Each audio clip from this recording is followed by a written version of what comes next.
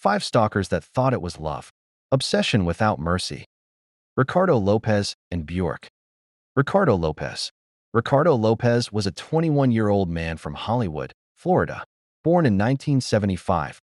He lived with his parents, struggled with severe depression, social isolation, and untreated mental illness, and had difficulty forming relationships. He worked briefly at a pest control company and spent most of his time alone. Lopez became deeply fixated on the Icelandic musician Björk Gudmundsdóttir, who was rising to international fame in the early 1990s. As a solo artist after her time with the Sugar Cubes, the obsession begins. Ricardo's interest in Björk slowly transformed into a delusional obsession. He believed Björk was his destined partner, that they shared a spiritual and emotional bond. Her music spoke directly to him, and her success somehow depended on him. He began recording video diaries, eventually over 20 hours of footage, in which he documented his thoughts, emotions, and fixation on Björk. These videos would later horrify investigators. Lopez alternated between idolizing Björk as pure and perfect, expressing rage and betrayal when she did not belong to him. The breaking point. In 1996, Lopez learned that Björk was romantically involved with Goldie, a British musician and producer. This discovery shattered his fantasy. Lopez's obsession turned violent and vengeful. He became convinced that Björk had betrayed him and that he needed to punish her. He developed a plan that combined revenge, notoriety, and self-destruction. The bomb plot. RicardoLópez constructed a letter bomb intended for Björk. The package contained sulfuric acid. It was rigged to spray acid when opened. The box was disguised as a book. He mailed the package to Björk's residence in London. Before mailing it, Lopez recorded himself explaining why Björk deserved punishment, how the attack would mark his final statement, and his belief that his death would immortalize him. On September 12, 1996, after sending the package, RicardoLópez recorded a final video diary and ended his life in his apartment. His body was discovered days later by police after neighbors reported a foul odor. When authorities reviewed the videotapes, the FBI and Scotland Yard were immediately alerted. The package was tracked, intercepted, and safely detonated by bomb disposal experts. This interception happened just in time. Had it been delivered and opened, it could have caused severe facial burns or blindness. Björk was never physically harmed, and it is believed she was never shown the tapes. Aftermath and impact. Björk responded by increasing her personal security. She became more private about her personal life.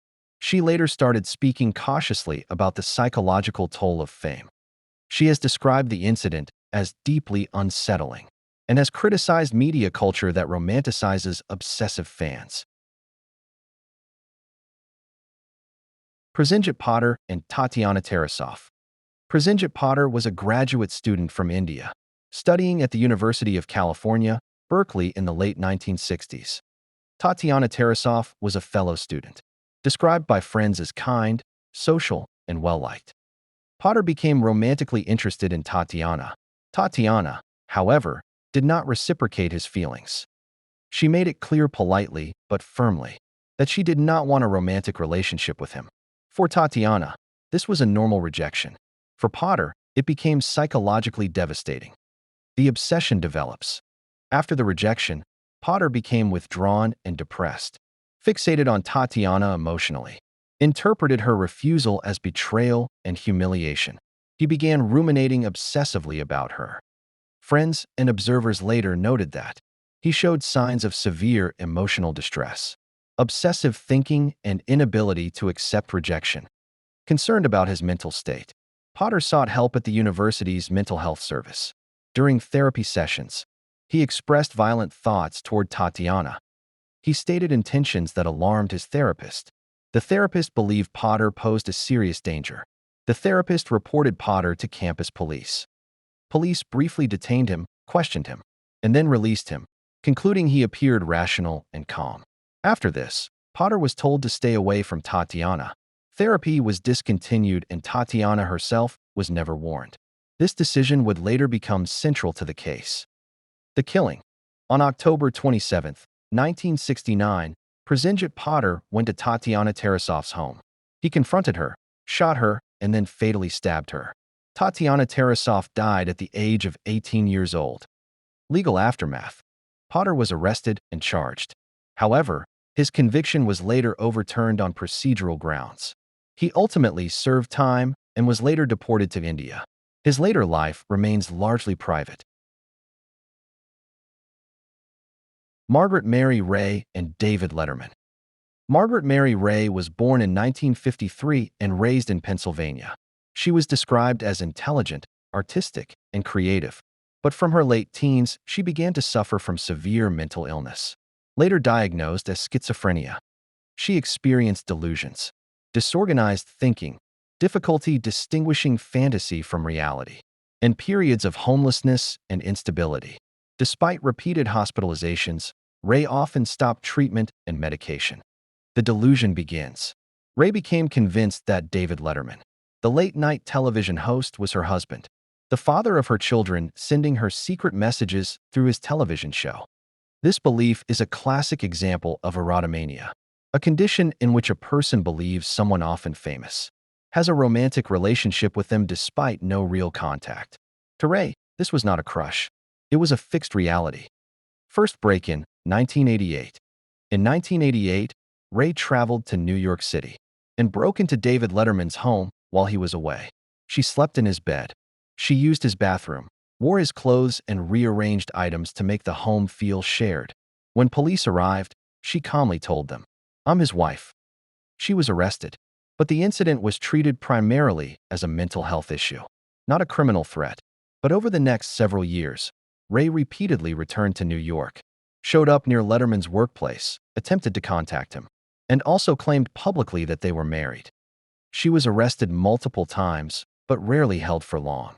Often released into psychiatric care, she will quickly return to the same delusions after discharge.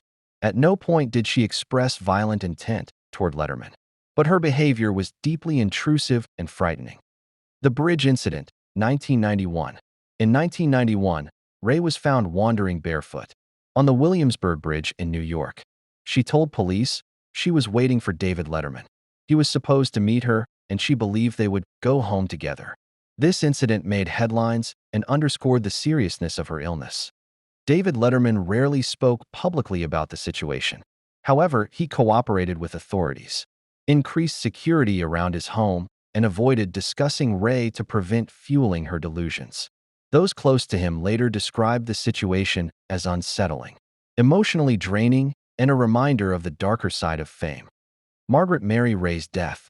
In 1998, at age 45, Margaret Mary Ray died by suicide, jumping from a ferry in New York Harbor.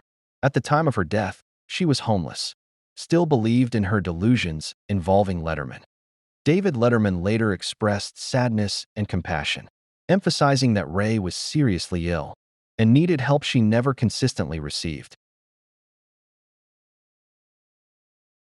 John Hinckley Jr. and Jodie Foster. John Warnock Hinckley Jr. was born in 1955 into a wealthy family in Texas. Despite financial stability, he struggled from an early age with severe depression, social withdrawal, narcissistic and delusional thinking, a deep sense of inadequacy and invisibility. He drifted through college, failed to establish a career, and became increasingly isolated. The Spark, Taxi Driver, 1976. Hinckley's obsession began after watching the film Taxi Driver, starring Jodie Foster. In the movie, Jodie plays a young girl, whom the disturbed protagonist believes he must save. Hinckley did not simply admire the film. He identified with the character and internalized its violent logic. To Hinckley, Jodie Foster became a symbol, not a person. Violence became a way to feel significant. He began to believe a dramatic act would win her attention. The obsession escalates. When Jodie Foster enrolled at Yale University, Hinckley followed Jodie to New Haven, Connecticut. He slipped notes under her dorm door, called her repeatedly, wrote letters expressing devotion and destiny, and watched her from a distance. Jodie was frightened and reported the behavior. The university security became aware, but Hinckley was never arrested at that stage. Hinckley became convinced that only a historic act would prove his worth to Jodie. He fixated on political assassination, reasoning that it would make him famous and Jodie would finally notice him. The act would be for her. He first stalked President Jimmy Carter, but was arrested on gun charges and released. The assassination attempt, March 30th, 1981. Outside the Washington Hilton Hotel, Hinckley attempted to assassinate President Ronald Reagan. He fired 6 shots in seconds. President Reagan was seriously wounded. Press Secretary James Brady was permanently disabled, and 2 law enforcement officers were injured. Hinckley was immediately arrested at the scene. The shocking motive. During interrogation and trial, Hinckley openly stated he carried out the shooting to impress Jodie Foster. This revelation stunned the public and deeply traumatized Jodie, who had never met him personally. Trial and not guilty by reason of insanity. In 1982, Hinckley was found not guilty by reason of insanity. He was committed to St. Elizabeth's Hospital in Washington, D.C. The verdict sparked national outrage and led to major reforms in insanity defense laws, stricter standards for psychiatric testimony, and changes in how juries evaluate mental illness. Jodie Foster's response. Jodie Foster avoided public discussion of the case, increased personal security, and focused on her career and privacy. She has spoken only briefly over the years, emphasizing that she was an unwilling symbol, not a participant in Hinckley's delusions.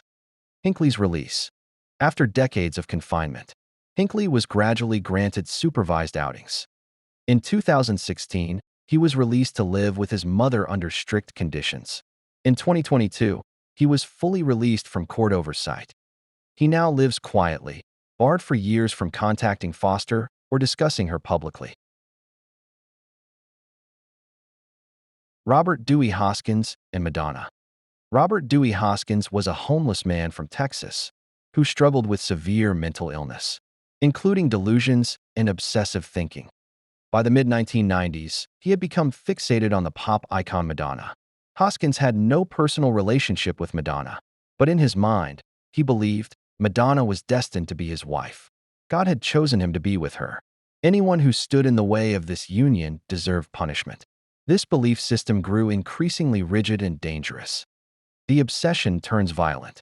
Hoskins's fixation was not just romantic, it became religious and punitive. He claimed Madonna belonged to him. Her independence and public image were sins.